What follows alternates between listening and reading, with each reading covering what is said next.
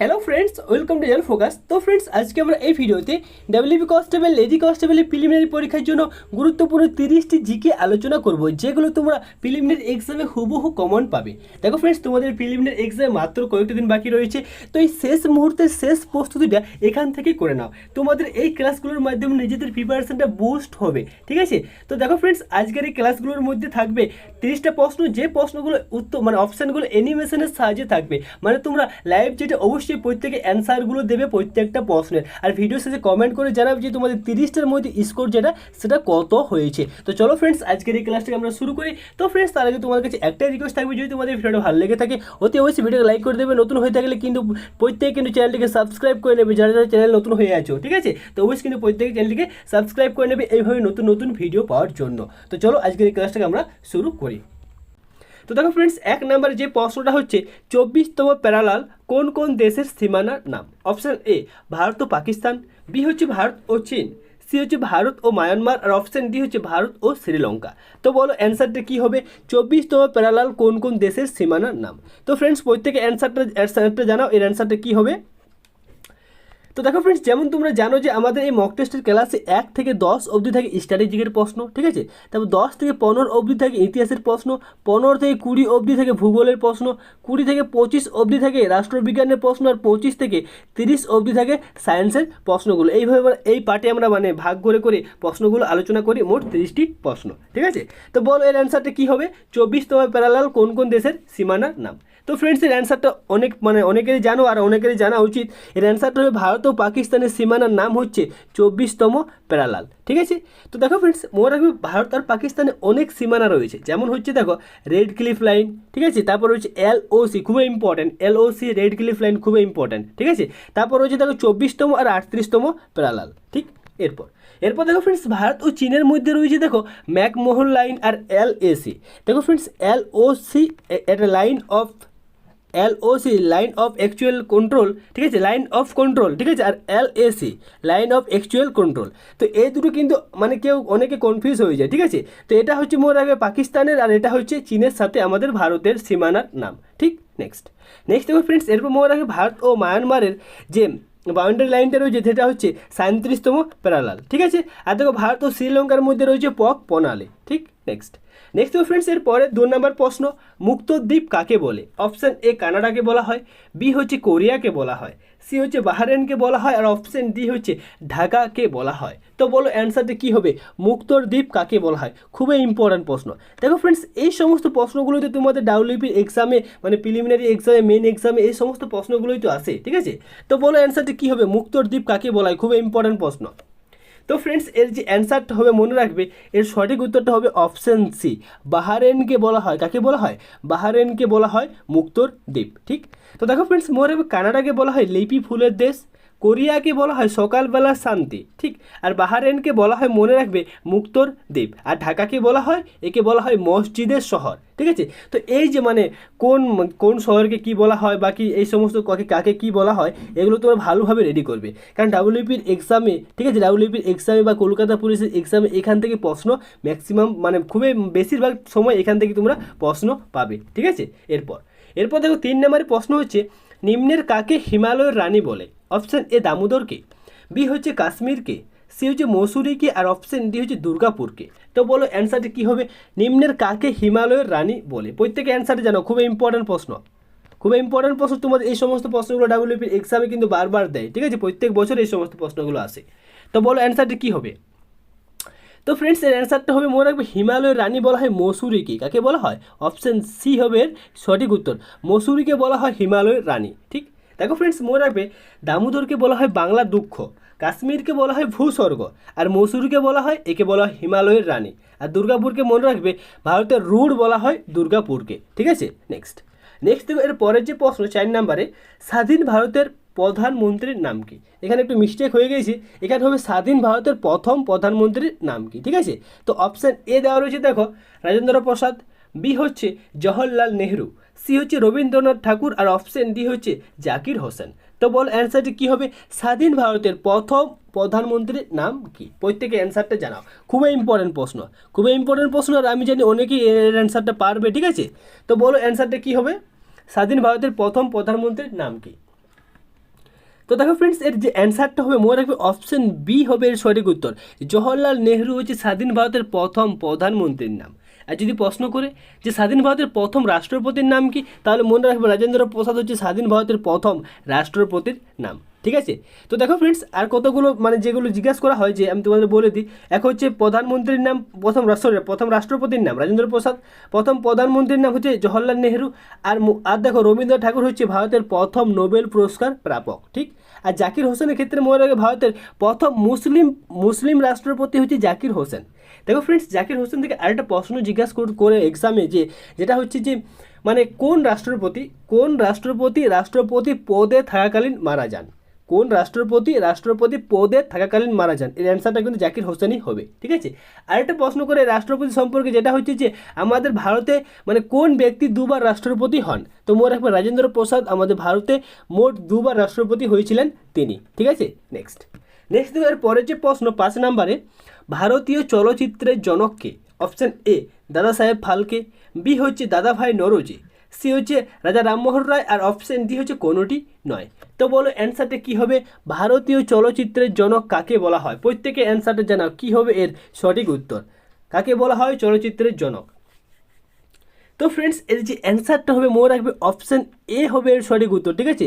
দাদা সাহেব ফালকেকে বলা হয় ভারতীয় চলচ্চিত্রের জনক। কাকে বলা হয়? দাদা সাহেব ফালকেকে। ঠিক।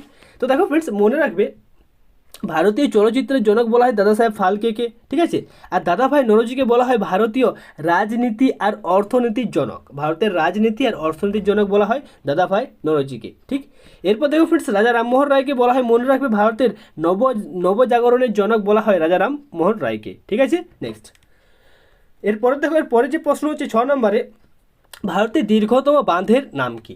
Option A DVC, option B হচ্ছে ইন্দিরা গান্ধী, অপশান সি হচ্ছে হীরাকুদ, আর অপশান ডি হচ্ছে কোনোটি নয়। তো বলো এর অ্যান্সারটা কী হবে? ভারতীয় দীর্ঘতম বাঁধের নাম কি?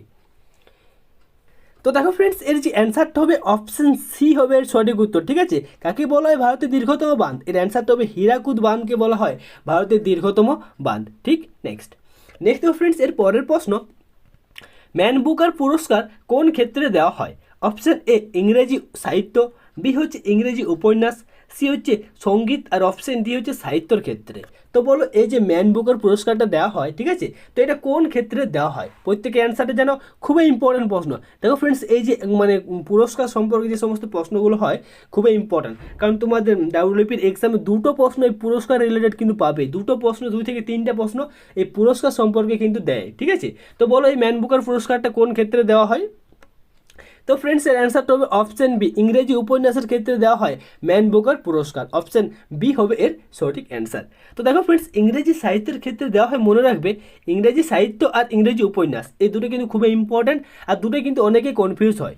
তো ইংরেজি সাহিত্যের ক্ষেত্রে দেওয়া হয় মনে রাখবে man Booker international award, man Booker international পুরস্কার দেওয়া হয় ইংরেজি সাহিত্যের ক্ষেত্রে। ঠিক আছে। আর ইংরেজি উপন্যাসের ক্ষেত্রে দেওয়া হয় ম্যান বুকার পুরস্কারটা। ঠিক আছে। নেক্সট তো ফ্রেন্ডস, মনে রাখবে সঙ্গীতের ক্ষেত্রে দেওয়া হয়, এর ক্ষেত্রে দেওয়া হয় মনে রাখবে গ্র্যামি পুরস্কার, আর সাহিত্যের ক্ষেত্রে দেওয়া হয় জ্ঞানপীঠ পুরস্কার আর সরস্বতী সম্মান। ঠিক আছে। তো এই দুটো জ্ঞানপীঠ পুরস্কার আর সরস্বতী সম্মান এই দুটো দেওয়া হয় সাহিত্যের ক্ষেত্রে। ঠিক। নেক্সট তো ফ্রেন্ডস, এর পরের যে প্রশ্ন 8 নম্বরে, রাসলীলা কোথাকার লোকনৃত্য? অপশান এ পাঞ্জাব, বি হচ্ছে বিহার, সি হচ্ছে উত্তরপ্রদেশ, আর অপশান ডি হচ্ছে হরিয়ানা। তো ফ্রেন্ডস, খুবই ইম্পর্টেন্ট প্রশ্ন তোমাদের এই সমস্ত প্রশ্নগুলো ডাব্লিউপির এক্সামে বারবার আসে, যে মানে কোন লোকনৃত্যটা কোন রাজ্যের রয়েছে, ঠিক আছে, আর কোন উৎসবটা কোন রাজ্যে রয়েছে। এখান থেকে তোমরা দুটো প্রশ্ন পাবে এই টপিকগুলো থেকে, যে এই লোকনৃত্য আর উৎসবগুলো থেকে। ঠিক আছে। তো বলো এর অ্যান্সারটা কী হবে? রাসলীলা কোথাকার লোকনৃত্য? খুব জনপ্রিয় লোকনৃত্য হচ্ছে রাসলীলা, সেটা কোথাকার বলো? তো ফ্রেন্ডস, এর অ্যান্সার যেটা হবে অপশান সি হবে এর সঠিক উত্তর। অনেকেই জানো এর অ্যান্সারটা হবে উত্তরপ্রদেশ। ঠিক আছে। ইউপির একটা বিখ্যাত লোকনৃত্য যেটা হচ্ছে রাসলীলা। ঠিক। তো দেখো ফ্রেন্ডস, পাঞ্জাবের যে লোকনৃত্যগুলো রয়েছে, একটা যে গিদ্দা ভাংড়া, খুবই মানে ফেমাস লোকনৃত্য, খুবই ইম্পর্ট্যান্ট প্রশ্ন তোমাদের এই সমস্ত এগুলো থেকেই দেয়। ঠিক আছে। আর এরপর দেখো বিহারে রয়েছে কাঠপুতলি, কর্মা, তারপর হচ্ছে যাত্রা, এই সমস্তগুলো রয়েছে বিহারে। উত্তরপ্রদেশের ক্ষেত্রে তোমার উত্তরপ্রদেশে রয়েছে নটাঙ্কি, কাজরি, রাসলীলা, চাপেলি, তো এই সমস্তগুলো রয়েছে উত্তরপ্রদেশে। আর হরিয়ানার ক্ষেত্রে মনে রাখবে এর ক্ষেত্রে রয়েছে ঝুমুর, তারপর হচ্ছে ঘুমর, তারপর রয়েছে লুর, ঠিক আছে। তো এই সমস্ত লোকনৃত্য কিন্তু এই সমস্ত রাজ্যে রয়েছে, ঠিক। নেক্সট এর পরের যে প্রশ্ন 9 নাম্বার রয়েছে, রবীন্দ্রনাথ এর প্রথম নাটকটার নাম কি? Option A Valmiki Pratibha, option B হচ্ছে একটি উপন্যাস, সি হচ্ছে মাধব, আর অপশান ডি হচ্ছে কোনোটি নয়। তো রবীন্দ্রনাথ ঠাকুরের প্রথম নাটকটার নাম কি? যারা যারা পারবে অবশ্যই প্রত্যেকে এর অ্যান্সারটা জানাও কি হবে এর সঠিক অ্যান্সার। তো বলো ফ্রেন্ডস এর অ্যান্সারটা কী হবে? তো দেখো এর যে অ্যান্সারটা হবে অপশান বি হবে এর সঠিক উত্তর। একটা উপন্যাস যেটা, সেটা হচ্ছে রবীন্দ্রনাথ ঠাকুরের প্রথম নাটক হচ্ছে, যেটা হচ্ছে একটি উপন্যাস, ঠিক। অপশান বি হবে এর সঠিক অ্যান্সার। নেক্সট দেখো এর পরের যে প্রশ্ন, ডান্ডিয়া কোন প্রদেশের বিখ্যাত নাচ? অপশান এ পাঞ্জাব, বি হচ্ছে গুজরাট, সি হচ্ছে তামিলনাড়ু, আর অপশান ডি হচ্ছে মহারাষ্ট্র। তো বল অ্যান্সারটা কী হবে? ডান্ডিয়া কোন প্রদেশের বিখ্যাত নাচ? প্রত্যেকে অ্যান্সারটা জানাও কী হবে এর সঠিক উত্তর। তো দেখো ফ্রেন্ডস এর যে অ্যান্সারটা হবে মনে রাখবে এর সঠিক উত্তর হবে অপশান বি হবে এর সঠিক উত্তর। গুজরাটের খুবই একটা বিখ্যাত নাচ যেটা হচ্ছে ডান্ডিয়া নাচ। অপশান বি হবে এর সঠিক অ্যান্সার, ঠিক আছে। নেক্সট দেখো ফ্রেন্ডস এর পরের যে প্রশ্ন 11 নম্বর রয়েছে, লোথাল কেন্দ্রটি কে আবিষ্কার করেন? Option A Dayaram Sahni, B হচ্ছে রাখালদাস বন্দ্যোপাধ্যায়, অপশান সি হচ্ছে SR রাও, আর অপশান ডি হচ্ছে কেউ নয়। তো বলো অ্যান্সারটা কী হবে? লোথাল কেন্দ্রটা কে আবিষ্কার করে? খুবই ইম্পর্ট্যান্ট প্রশ্ন, তোমাদের কিন্তু ইতিহাস থেকে এই সমস্ত প্রশ্নগুলো দেয়। আর দেখো ফ্রেন্ডস 11 থেকে 15 অবধি আমরা ইতিহাসের প্রশ্নগুলো আলোচনা করব, ঠিক আছে। তো বলো অ্যান্সারটা কী হবে? লোথাল কেন্দ্রটি কে আবিষ্কার করেন? তো দেখো ফ্রেন্ডস এর যে অ্যান্সারটা হবে মনে রাখবে অপশান সি হবে এর সঠিক উত্তর, ঠিক আছে। SR রাও এই লোথাল কেন্দ্রটা আবিষ্কার করে। দেখো ফ্রেন্ডস মনে রাখবে দয়ারাম সাহানি হরপ্পা কেন্দ্রটা আবিষ্কার করে 1921 সালে, ঠিক আছে। 1921 খ্রিস্টাব্দে দয়ারাম সাহানি হরপ্পা কেন্দ্রটা আবিষ্কার করে। আর মনে রাখবে 1922 সালে রাখালদাস বন্দ্যোপাধ্যায় মহেঞ্জোদারো কেন্দ্রটা আবিষ্কার করে। আর SR রাও মনে রাখবে কি আবিষ্কার করে? লোথাল কেন্দ্রটা আবিষ্কার করে SR রাও, ঠিক। নেক্সট এর পরের যে প্রশ্ন 12 নম্বর, মহাবীরের জন্ম হয় কবে? অপশান এ 540 খ্রিস্টপূর্বাব্দে, অপশান বি হচ্ছে 563 খ্রিস্টপূর্বে, আর অপশান সি হচ্ছে 570 খ্রিস্টপূর্বে, আর অপশান ডি হচ্ছে কোনোটি নয়। তো বলো এর সঠিক উত্তরটা কী হবে? মহাবীর এর জন্ম যেটা সেটা কবে হয়? তো দেখো ফ্রেন্ডস তোমাদের এখান থেকে দুটো প্রশ্ন দেয়, একটা হচ্ছে মহাবীরের জন্ম কবে হয়, তো মনে রাখবে এটা হয় 563 খ্রিস্টপূর্বে, ঠিক আছে। 563 খ্রিস্টপূর্বে এটা হয় মহাবীরের জন্ম, ঠিক। আর দেখো গৌতম বুদ্ধের জন্ম হয় সেটা মনে রাখবে 540 খ্রিস্টপূর্বে হয় গৌতম বুদ্ধের জন্ম। দুটোই কিন্তু খুবই ইম্পর্ট্যান্ট, তোমাদের এক্সামে আসে, ঠিক আছে। তাই দুটোই কিন্তু তোমাদেরকে আমি বলে দিলাম। এরপরে প্রশ্ন পরের প্রশ্ন হচ্ছে দেখো 13 নম্বর, নালন্দা বিশ্ববিদ্যালয় কোথায় অবস্থিত? Option A Bargaon, option B Bhagalpur, option C Gujarat, আর অপশান ডি হচ্ছে উত্তরপ্রদেশ। তো বলো অ্যান্সারটি কী হবে? নালন্দা বিশ্ববিদ্যালয় মানে ইউনিভার্সিটি যেটা সেটা কোথায় অবস্থিত? প্রত্যেকে অ্যান্সারটা জানো, খুবই ইম্পর্টেন্ট প্রশ্ন। তো দেখো এর অ্যান্সারটা হবে অপশান এ বারগাঁওতে অবস্থিত নালন্দা ইউনিভার্সিটি, ঠিক। অপশান এ হবে এর সঠিক অ্যান্সার। নেক্সট এর পরে যে প্রশ্ন 14 নম্বরে, নাসিক প্রশস্তি থেকে কার সম্পর্কে জানা যায়? অপশান এ দ্বিতীয় পুলকেশী, বি হচ্ছে প্রথম সাতকর্ণী, সি হচ্ছে মানে শুধু সাতকর্ণী, আর অপশান ডি হচ্ছে সমুদ্রগুপ্ত। তো বল অ্যান্সারটা কী হবে? নাসিক প্রশস্তি লিপি থেকে কার সম্পর্কে জানা যায়? খুবই ইম্পর্টেন্ট প্রশ্ন, ইতিহাস তোমাদের এই সমস্ত মানে টপিকগুলো থেকেই প্রশ্ন দেয়। তো বল অ্যান্সারটা কী হবে? নাসিক প্রশস্তি মানে লিপি যেটা সেটা কার মানে সেই লিপিতে কার সম্পর্কে জানা যায়? তো এর অ্যান্সারটা হবে অপশান সি, শুধু সাতকর্ণী হবে, প্রথম সাতকর্ণী হবে না, ঠিক আছে। এর অ্যান্সার হবে অপশান সি, শুধু সাতকর্ণী, ঠিক। তো দেখো ফ্রেন্ডস মনে রাখবে দ্বিতীয় পুলকেশী মানে এই যে লিপিটা এই মানে এখান থেকে জানা যায়। আচ্ছা তো দেখো ফ্রেন্ডস আইহোল শিলালিপি থেকে দ্বিতীয় পুলকেশী সম্পর্কে জানা যায়, ঠিক আছে। আর দেখো প্রথম সাতকর্ণী যেটা সেটা নানাঘাট শিলালিপি থেকে জানা যায়, ঠিক। আর দেখো শুধু সাতকর্ণী যেটা সেটা মনে রাখবে নাসিক প্রশস্তি থেকে জানা যায়, শুধু সাতকর্ণীর সম্পর্কে, ঠিক। এরপর দেখো ফ্রেন্ডস সমুদ্রগুপ্ত সম্পর্কে জানা যায় এলাহাবাদ প্রশস্তি থেকে। তো এই যে মানে কোন লিপি থেকে কার সম্পর্কে জানা যায়, তো এইগুলোর মধ্যে থেকে তোমাদের এক্সামে দেবে। আইহোল শিলালিপি থেকে দ্বিতীয় পুলকেশী, নানাঘাট শিলালিপি থেকে প্রথম সাতকর্ণী, নাসিক প্রশস্তি থেকে শুধু সাতকর্ণী, আর এলাহাবাদ প্রশস্তি থেকে সমুদ্রগুপ্ত সম্পর্কে জানা যায়, ঠিক। নেক্সট ফ্রেন্ডস এর পরে যে প্রশ্ন 15 নম্বর রয়েছে, রাজনীতি গ্রন্থটি কার লেখা?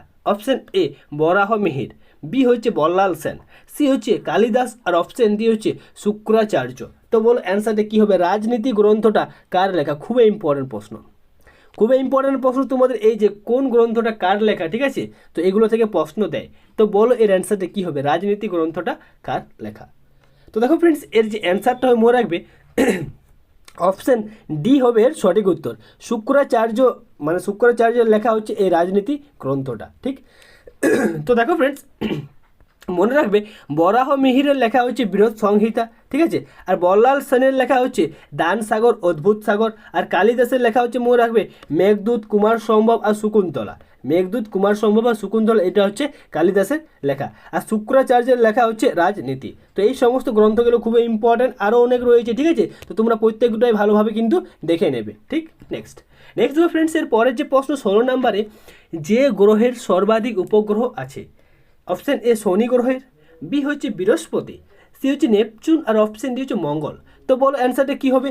কোন গ্রহের সর্বাধিক উপগ্রহ আছে? কোন গ্রহটার? এই চারটার মধ্যে কোন গ্রহের সর্বাধিক উপগ্রহ আছে? তো ফ্রেন্ডস, এর যে অ্যান্সারটা হয় মনে রাখবে অপশান বি হবে এর সঠিক উত্তর। কার রয়েছে? বৃহস্পতির সব থেকে বেশি উপগ্রহ রয়েছে। কটা রয়েছে? 67টি বৃহস্পতির উপগ্রহ রয়েছে, ঠিক? তো দেখো ফ্রেন্ডস, এখানে সেইটা দেওয়া রয়েছে যে বৃহস্পতির মোট 67টি উপগ্রহ রয়েছে, যার মধ্যে দেখো সৌরজগতের সব থেকে বড় উপগ্রহ হলো গ্যানিমিড, ঠিক আছে? গ্যানিমিড হচ্ছে সৌরজগতের সব থেকে বড় উপগ্রহ, যেটা বৃহস্পতির রয়েছে, ঠিক? নেক্সট দেখো ফ্রেন্ডস, এর পরের যে প্রশ্ন 17 নাম্বার, সৌরজগতের সব থেকে শীতলতম গ্রহটির নাম কি? অপশান এ বৃহস্পতি, বি হচ্ছে শনি, সি হচ্ছে ইউরেনাস, অপশান ডি হচ্ছে নেপচুন। তো বলো অ্যান্সারটা কী হবে? সৌরজগতের সব থেকে শীতলতম গ্রহটার নাম কি? প্রত্যেকে অ্যান্সার জানো, খুবই ইম্পর্টেন্ট প্রশ্ন।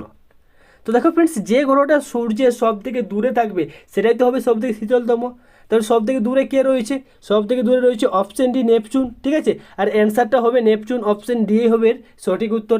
সৌরজগতের সব থেকে শীতলতম গ্রহ হচ্ছে নেপচুন, ঠিক? নেক্সট দেখো ফ্রেন্ডস, এর পরের যে প্রশ্ন, হ্যারিকেন ঝড় কোথায় দেখা যায়? হ্যারিকেন ঝড় কোথায় দেখা যায়? অপশান এ আরব সাগর ও বঙ্গোপসাগরে, বি হচ্ছে আমেরিকায়, সি হচ্ছে ক্যারিবিয়ান সাগর, আর অপশান ডি হচ্ছে দক্ষিণ ও পূর্ব চীনে। তো বলো এই যে হ্যারিকেন ঝড় যেটা, সেটা কোথায় দেখা যায়? প্রত্যেকে অ্যান্সারটা জানো, খুবই ইম্পর্টেন্ট প্রশ্ন, ভীষণ ইম্পর্টেন্ট প্রশ্ন তোমাদের। মানে এই সমস্ত প্রশ্নগুলি কিন্তু বিগত বছরে বারবার এসেছে, ঠিক আছে? আর এই সমস্ত প্রশ্নগুলোই কিন্তু দেওয়ার চান্স রয়েছে। তো বলো এর অ্যান্সারটা কী হবে? হ্যারিকেন ঝড় কোথায় দেখা যায়? তো দেখো ফ্রেন্ডস, এর অ্যান্সারটা হবে অপশান সি, ক্যারিবিয়ান সাগরে দেখা যায় হ্যারিকেন ঝড়। কোথায় দেখা যায়? ক্যারিবিয়ান সাগরে, ঠিক? তো দেখো ফ্রেন্ডস, মনে রাখবে আরব সাগর আর বঙ্গোপসাগরে দেখা যায় সাইক্লোন ঝড়টা, ঠিক আছে? সাইক্লোন ঝড় যেটা, সেটা আরব সাগর আর বঙ্গোপসাগরে দেখা যায়। এরপর দেখো ফ্রেন্ডস, আমেরিকায় যেটা দেখা যায় সেটা মনে রাখবে টু স্টার যে ঝড়টা, সেটা আমেরিকাতে দেখা যায়। আর ক্যারিবিয়ান সাগরে, এখানে মনে রাখবে হ্যারিকেন যে ঝড়টা, সেটা ক্যারিবিয়ান সাগরে দেখা যায়, ঠিক? আর দেখো দক্ষিণ ও পূর্ব চীনে, মনে রাখবে এখানে দেখা যায় টাইফুন যে ঝড়টা, সেটা দেখা যায় দক্ষিণ ও পূর্ব চীনে, ঠিক আছে? নেক্সট দেখো এর পরের যে প্রশ্ন 19 নাম্বার, নাইগ্রা জলপ্রপাত কোথায় অবস্থিত? অপশান এ ভেনেজুয়েলা, বি হচ্ছে ভারতে, সি হচ্ছে জিম্বাবুয়ে, আর অপশান ডি হচ্ছে আমেরিকা যুক্তরাষ্ট্রে। তো বল অ্যান্সারটি কী হবে? এই নাগরা জলপ্রপাত যেটা, সেটা কোথায় দেখা যায়? প্রত্যেকে অ্যান্সারটা জানো, খুবই ইম্পর্টেন্ট প্রশ্ন, খুবই ইম্পর্টেন্ট প্রশ্ন। তোমরা যারা মানে বিগত বছরে এক্সামগুলো দিয়েছো, তারা প্রত্যেকে জানবে যে এই সমস্ত প্রশ্নগুলো কতটা ইম্পর্টেন্ট তোমাদের এক্সামের ক্ষেত্রে। তো বলো এর অ্যান্সারটা কী হবে? প্রত্যেকে জানাও, নাগরা জলপ্রপাত যেটা, সেটা কোথায় অবস্থিত? তো ফ্রেন্ডস, মনে রাখবে দেখো ভেনেজুয়েলাতে অবস্থিত এঞ্জেল জলপ্রপাত, ঠিক আছে? আর ভারতে রয়েছে কি? সেটা হচ্ছে শিব সুন্দরম জলপ্রপাত রয়েছে ভারতে, ঠিক? আর দেখো জিম্বাবুয়ে রয়েছে ভিক্টোরিয়া জলপ্রপাত, ঠিক আছে? আর আমেরিকা যুক্তরাষ্ট্রে রয়েছে নায়গ্রা জলপ্রপাত যেটা, সেটা আমেরিকা যুক্তরাষ্ট্রে রয়েছে, মানে USA রয়েছে। অপশান ডি হবে এর সঠিক অ্যান্সার, ঠিক? তো দেখো ফ্রেন্ডস, এই যে কোথায়, মানে কোন জলপ্রপাতগুলো কোথায় রয়েছে ভালোভাবে দেখে নিয়ে যাবে। আর বিশেষ করে আমাদের ভারতে যে সমস্ত জলপ্রপাতগুলো রয়েছে, ঠিক আছে, সেই সমস্তগুলো ভালোভাবে দেখে নিয়ে যাবে, কারণ সেগুলো থেকেও প্রশ্ন দেয়, আর এগুলো থেকেও প্রশ্ন দেয়, ঠিক? নেক্সট এরপরে দেখো 20 নম্বরের যে প্রশ্ন, পুলিকট হ্রদ কোথায় অবস্থিত? অপশান এ তামিলনাড়ু, বি হচ্ছে অন্ধ্রপ্রদেশ, সি হচ্ছে জম্মু ও কাশ্মীর, আর অপশান ডি হচ্ছে রাজস্থানে। তো বল অ্যান্সারটা কী হবে? পুলিকট হ্রদ কোথায় অবস্থিত? খুবই ইম্পর্টেন্ট প্রশ্ন, তোমাদের এক্সামে কিন্তু বারবার জিজ্ঞাসা করা হয়। তো বলো অ্যান্সারটা কী হবে? পুলিকট হ্রদটা কোথায় অবস্থিত? তো দেখো ফ্রেন্ডস, মনে রাখবে তামিলনাড়ুতে অবস্থিত পুলিকোট এই হ্রদটা কোথায়? তামিলনাড়ুতে। অপশান এ হবে এর সঠিক অ্যান্সার। ঠিক। আর দেখো ফ্রেন্ডস, মনে রাখবে অন্ধ্রপ্রদেশে রয়েছে কোল্লেরু হ্রদ, যেটা সেটা অন্ধ্রপ্রদেশে রয়েছে। আর জম্মু কাশ্মীরে রয়েছে ডাল হ্রদ, উলার হ্রদ, এগুলো রয়েছে জম্মু কাশ্মীরে। ঠিক। এরপর দেখো ফ্রেন্ডস, রাজস্থানে রয়েছে সম্বর হ্রদটা রয়েছে রাজস্থানে। ঠিক। তো প্রত্যেকটা কিন্তু খুবই ইম্পর্টেন্ট, তোমাদের এক্সামে কিন্তু বারবার জিজ্ঞাসা করে। ঠিক। নেক্সট দেখো ফ্রেন্ডস, এর পরের যে প্রশ্ন 21 নম্বরে, বিশ্বের সবচেয়ে বড় লিখিত সংবিধান কোথায় রয়েছে? বিশ্বের সব থেকে বড় লিখিত সংবিধান কোথায় রয়েছে? অপশান এ রাশিয়া, বি হচ্ছে ব্রিটেন, সি হচ্ছে আমেরিকা, আর অপশান ডি হচ্ছে ভারত। তো বলো অ্যান্সারটি কী হবে? বিশ্বের সব থেকে বড় লিখিত সংবিধান যেটা, সেটা কোথায় রয়েছে? প্রত্যেকে অ্যান্সারটা জানো, খুবই ইম্পর্টেন্ট প্রশ্ন, খুবই ইম্পর্টেন্ট প্রশ্ন, ভীষণ ইম্পর্টেন্ট, তোমাদের এক্সামে কিন্তু দেয় এই সমস্ত প্রশ্নগুলো। তো বলো কী হবে এর সঠিক উত্তর? তো দেখো ফ্রেন্ডস, এই যে অ্যান্সারটা হবে, মনে রাখবে বিশ্বের সব থেকে বড় আর লিখিত সংবিধান সেটা রয়েছে আমাদের ভারত দেশের মধ্যে। ঠিক আছে, আমাদের ভারতের যে সংবিধানটা সেটা হচ্ছে বিশ্বের মধ্যে সব থেকে বড় আর লিখিত সংবিধান। ঠিক আছে, আমাদের ভারতের সংবিধান। নেক্সট দেখো এর পরের যে প্রশ্ন, কোন তারিখে রাজেন্দ্র প্রসাদ স্থায়ী সভাপতি হন? অপশান এ 1946 সালে 16 মে, বি হচ্ছে 1946 সালে 11 ডিসেম্বর, অপশান সি 1946 সালে 26 জানুয়ারি, অপশান ডি হচ্ছে 1946 সালে 26 নভেম্বর। তো বলো এর সঠিক উত্তরটা কী হবে? সঠিক অ্যান্সার কী হবে? প্রত্যেকে অ্যান্সারটা আমাকে জানাও যে কোন তারিখে রাজেন্দ্র প্রসাদ স্থায়ী সভাপতি হন। তো দেখো ফ্রেন্ডস, এর যে অ্যান্সারটা হবে, মনে রাখবে অপশান বি হবে এর সঠিক উত্তর। 1946 সালে 11 ডিসেম্বর রাজেন্দ্র প্রসাদ স্থায়ী সভাপতি হন। ঠিক। আর দেখো ফ্রেন্ডস, মনে রাখবে 1946 সালে 16 মে ক্যাবিনেট মিশন প্রস্তাব দ্বারা গণপরিষদ গঠিত হয় 1946 সালে 16 মে। ঠিক। আর দেখো এর সঠিক উত্তর হবে অপশান বি, 1946 সালে 11 ডিসেম্বর কী হয়? স্থায়ী সভাপতির রূপে নির্বাচিত হয় কে? রাজেন্দ্র প্রসাদ। ঠিক। নেক্সট এর পরে যে প্রশ্ন 23 নম্বরে, সুপ্রিম কোর্ট ও হাইকোর্টের বিচারপতিদের অপসারণ পদ্ধতি কোন দেশ থেকে নেওয়া হয়? প্রশ্নটা আমি আরেকবার বলছি, সুপ্রিম কোর্ট ও হাইকোর্টের বিচারপতিদের অপসারণ পদ্ধতি কোন দেশ থেকে নেওয়া হয়? অপশান এ ব্রিটেন, বি হচ্ছে আমেরিকা, সি হচ্ছে রাশিয়া, আর অপশান ডি হচ্ছে দেখো অপশান ডি হচ্ছে দক্ষিণ আফ্রিকা। তো বলো এর সঠিক অ্যান্সার কী হবে? প্রত্যেকে অ্যান্সারটা জানো, খুবই ইম্পর্টেন্ট প্রশ্ন, প্রত্যেকে অ্যান্সারটা জানো কী হবে এর সঠিক উত্তর। তো দেখো ফ্রেন্ডস, মনে রাখবে সুপ্রিম কোর্ট ও হাইকোর্টের বিচারপতিদের অপসারণ যে পদ্ধতিটা, সেটা কোন দেশ থেকে নেওয়া হয়? এটা মনে রাখবে, এর অ্যান্সারটা হবে অপশান বি, আমেরিকা থেকে নেওয়া হয়। কোথা থেকে? আমেরিকা থেকে নেওয়া হয়। ঠিক। এই যে সুপ্রিম কোর্ট আর হাইকোর্টের বিচারপতিদের অপসারণ পদ্ধতি যেটা, সেটা নেওয়া হয় আমেরিকা থেকে। তো দেখো ফ্রেন্ডস, মনে রাখবে ব্রিটেন থেকে নেওয়া হয় একক নাগরিকত্ব, আর কি নেওয়া হয়? আর নেওয়া হয় সংসদীয় শাসন ব্যবস্থা। ঠিক। এরপর দেখো ফ্রেন্ডস, মনে রাখবে আমেরিকা থেকে নেওয়া হয় লিখিত সংবিধান, আর কি নেওয়া হয়? প্রস্তাবনা নেওয়া হয়, আর মৌলিক অধিকার। ঠিক আছে, এটা আমেরিকা থেকে নেওয়া হয়। আর এই যে সুপ্রিম কোর্ট হাইকোর্ট বিচারপতি অপসারণ পদ্ধতি, এটা কিন্তু আমেরিকা থেকেই নেওয়া হয়। ঠিক। নেক্সট ফ্রেন্ডস, মনে রাখবে রাশিয়া থেকে নেওয়া হয়, এখান থেকে নেওয়া হয় মৌলিক কর্তব্য আর পঞ্চবার্ষিকী পরিকল্পনা, এগুলো রাশিয়া থেকে নেওয়া হয়। আর দক্ষিণ আফ্রিকা থেকে কী নেওয়া হয়? এখান থেকে নেওয়া হয় সংবিধান সংশোধন পদ্ধতি, যেটা সেটা নেওয়া হয় দক্ষিণ আফ্রিকা থেকে। ঠিক। নেক্সট দেখো ফ্রেন্ডস, এর পরে যে প্রশ্ন 24 নম্বর রয়েছে, রাজ্যসভার আসন বন্টন কত নম্বর তপশিলে রয়েছে? প্রশ্নটা আমি আরেকবার বলছি, রাজ্যসভার আসন বন্টন কত নম্বর তপশিলে রয়েছে? অপশান এ 4 নম্বর তপশিলে, বি হচ্ছে 8 নম্বর তপশিলে, সি হচ্ছে দেখো 10 নম্বর তপশিলে, আর অপশান ডি হচ্ছে কোনোটি নয়। তো বলো এর অ্যান্সারটা কী হবে? খুবই ইম্পর্টেন্ট প্রশ্ন, খুবই ইম্পর্টেন্ট প্রশ্ন, এর অ্যান্সারটা কী হবে? প্রত্যেকে আমাকে জানাও। তো দেখো ফ্রেন্ডস, রাজ্যসভার আসন বন্টন যেটা, সেটা মনে রাখবে এটা অপশান এ। ঠিক আছে, অপশান এ হবে সঠিক উত্তর। 4 নম্বর তপশিলে রয়েছে রাজ্যসভার আসন বন্টন। ঠিক। তো দেখো ফ্রেন্ডস, মনে রাখবে রাজ্যসভার আসন বন্টন 4 নম্বর তপশিলে রয়েছে, আর 8 নম্বর তপশিলে রয়েছে সরকারি ভাষা সমূহ নিয়ে আলোচনা করা রয়েছে 8 নম্বর তপশিলে। ঠিক।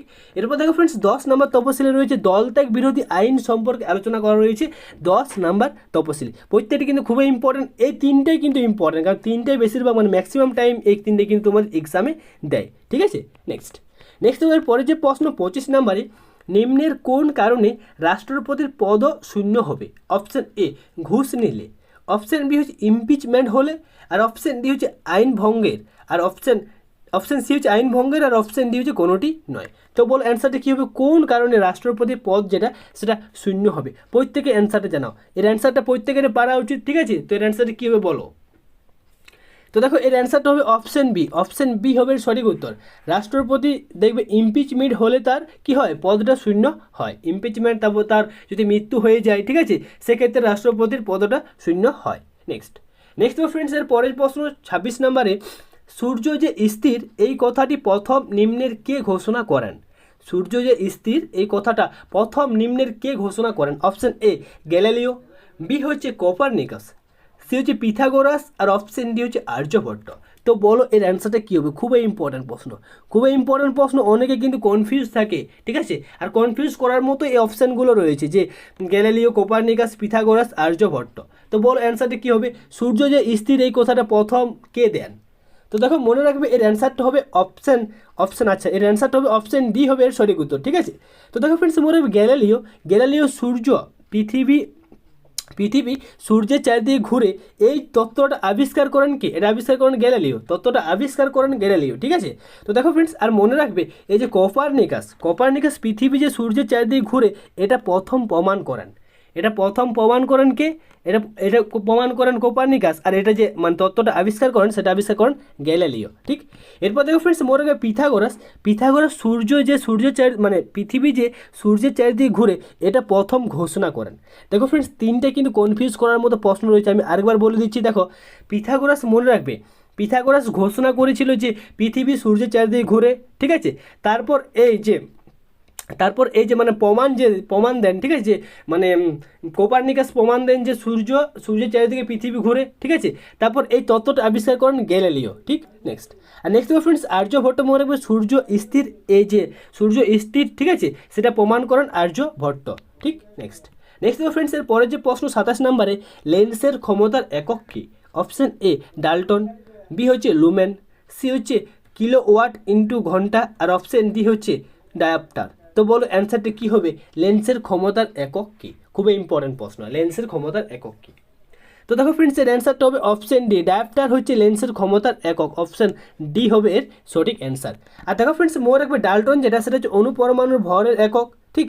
আর দেখো লুমেন যেটা সেটা মনে রাখবে দীপ্তি প্রবাহের একক হচ্ছে লুমেন, ঠিক। আর দেখো কিলোওয়াট ইন্টু ঘন্টা যেটা সেটা হচ্ছে বিদ্যুৎ শক্তির একক হচ্ছে কিলোওয়াট ইন্টু ঘন্টা হচ্ছে বিদ্যুৎ শক্তির একক, ঠিক। আর দেখো ডায়াপ্টার যেটা সেটা মনে রাখবে এটা হচ্ছে লেন্সের ক্ষমতার একক। নেক্সট দেখো ফ্রেন্ডস, এর পরের যে প্রশ্ন 28 নাম্বার রয়েছে, মানব হৃৎপিণ্ডের কয়টি প্রকোষ্ঠ আছে? অপশন এ 2টা, বি হচ্ছে 4টা, সি হচ্ছে 6টা, আর অপশন ডি হচ্ছে 10টা। তো বলো অ্যান্সারটি কী হবে? মানব হৃৎপিণ্ডে মোট কয়টা প্রকোষ্ঠ আছে? তো সঠিক উত্তরটা হবে, মনে রাখবে মানব হৃৎপিণ্ডে মোট 4টে প্রকোষ্ঠ রয়েছে, 1 2 3 4টা, এইভাবে 4টে প্রকোষ্ঠ রয়েছে মানব হৃৎপিণ্ডে। অপশন বি হবে এর সঠিক অ্যান্সার। নেক্সট ফ্রেন্ডস, 29 নম্বর প্রশ্ন, হাঁপানির ওষুধ তৈরিতে কোন উপখাতটি ব্যবহার করা হয়? অপশন এ নিকোটিন, বি হচ্ছে রেসারপিন, সি হচ্ছে ডাটুরিন, আর অপশন ডি হচ্ছে মরফিন। তো বলো হাঁপানির ওষুধ তৈরিতে নিম্নের কোন উপখাতটা ব্যবহার করা হয়? প্রত্যেকে অ্যান্সারটা জানাও কী হবে এর সঠিক উত্তর, প্রত্যেকে জানাও কী হবে এর সঠিক উত্তর। তো দেখো ফ্রেন্ডস, এর অ্যান্সারটা হবে মনে রাখবে অপশন সি হবে এর সঠিক উত্তর, ঠিক আছে।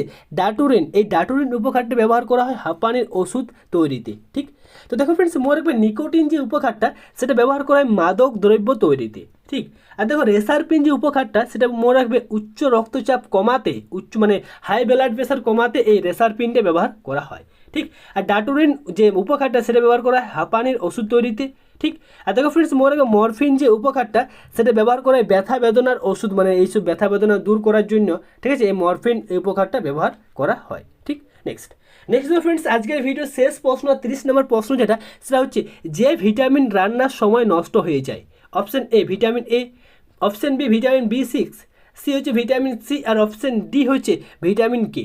তো বলো অ্যান্সারটা কী হবে? কোন ভিটামিন রান্নার সময় নষ্ট হয়ে যায়? তো ফ্রেন্ডস, তার আগে তোমরা কিন্তু প্রত্যেকে তোমাদের স্কোরগুলো কমেন্ট করে জানাবে যে তোমরা 30-এর মধ্যে মোট কতগুলো অ্যান্সার করতে পারলে, প্রত্যেকে কিন্তু আমাকে কমেন্ট করে জানাবে। তো ফ্রেন্ডস, এর অ্যান্সারটা কী হবে বলো, যে কোন ভিটামিনটা রান্নার সময় নষ্ট হয়? প্রত্যেকের পারা উচিত। এর অ্যান্সারটা হবে ভিটামিন সি যেটা সেটা কী হয় রান্নার সময় নষ্ট হয়ে যায়, এর অ্যান্সার হবে। খুবই ইম্পর্ট্যান্ট এই ভিটামিনটা, ঠিক আছে। ভিটামিন সি যেটা সেটা রান্নার সময় নষ্ট হয়ে যায়। তো ফ্রেন্ডস, আশা করো তোমাদের এই ক্লাসটা ভালো লেগেছে। ক্লাস যদি ভালো লেগে থাকে অবশ্যই ক্লাসটাকে লাইক করে দেবে, আর ক্লাসটা কেমন লাগলো সেটাকে তোমরা আমাকে প্রত্যেকে কমেন্ট করে জানাবে যে তোমাদের এই ক্লাসটা কেমন লেগেছে, ঠিক আছে। তো চলো ফ্রেন্ডস, আজকের এই ক্লাসটাকে আমরা এখানে শেষ করবো। আশা করবো তোমাদের এই ক্লাসটা ভালো লেগেছে। তো চলো দেখা হবে নেক্সট ক্লাসে, ঠিক আছে। ধন্যবাদ, এই ক্লাসটা এখানে শেষ করছি।